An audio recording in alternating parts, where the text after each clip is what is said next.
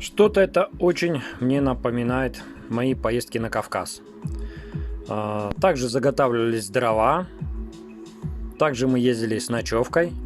Единственное, что здесь дрова алтайские, определенный сорт березы, ель, сосна, там листвяк.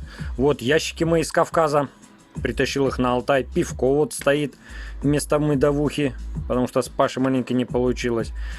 Ну и все как обычно. Ночевка в салоне, либо в палатке. Вот как-то так жизнь продолжается. Что на Кавказе, что на Алтае. Одно и то же, ребята. И ведь это здорово. Вообще путешествие это очень прекрасно.